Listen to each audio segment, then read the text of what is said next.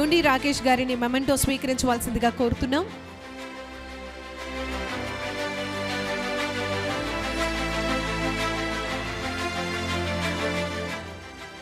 Thank you very much గౌరవ chairman గారు, గౌరవనీయులు శ్రీ డూండి రాకేష్ గారికి ప్రత్యేకమైనటువంటి ధన్యవాదాలు తెలియజేస్తున్నాం. ఆంధ్రప్రదేశ్ అందరికీ నమస్కారం. ఏదైతే ఈరోజు ఏఎన్ఎన్ మహా అవార్డ్స్ డాక్టర్లందరినీ కూడా ప్రజలందరూ ఏ సమస్య వచ్చినా కూడా ఉరికేది డాక్టర్ల దగ్గరికే.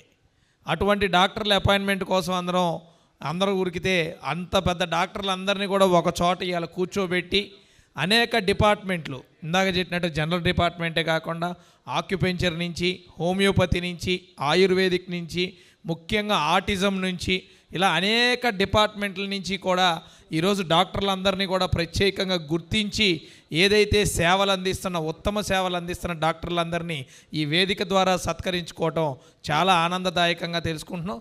ఈ కార్యక్రమంలో పాల్గొన్నందుకు మాకు కూడా చాలా ఆనందం. ఎంతసేపటికి మీడియా ఛానల్స్ అంటే ఎక్కడ ఏ గొడవ ఉంటుంది, ఎక్కడ ఏ యుద్ధం ఉంటుంది, ఏ డిబేట్ పెట్టాలి, బర్నింగ్ టాపిక్ ఏంటి, వీటి మధ్య జరిగే అన్నిటినీ కూడా ఎప్పుడూ నిరంతరం న్యూస్ ఛానల్స్, మీడియా ఛానల్స్, యూట్యూబ్లు పరుగులు పెడతా ఉంటాయి.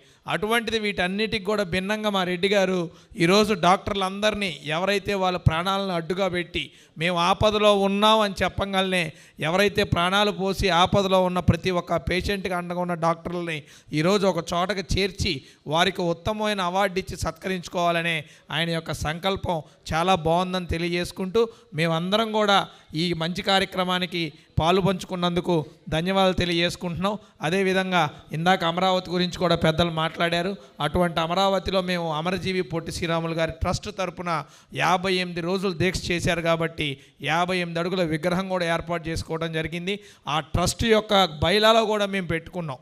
ఏం పెట్టామంటే ఎవరైతే ప్రజాశ్రేయస్సు కోరుకుంటున్నారో ప్రతి సంవత్సరం అమరజీవి పొట్టి శ్రీరాములు మెమోరియల్ అవార్డ్స్ కింద 12 జూరీల కింద పెట్టి ఏ విధంగా వారిని గౌరవించుకోవాలి, రాష్ట్రంలో అనేక రకాలుగా సేవలు చేసే వారిని పొట్టి శ్రీరాములు మెమోరియల్ అవార్డ్స్ ద్వారా గౌరవించుకోవాలని కూడా పెట్టాం.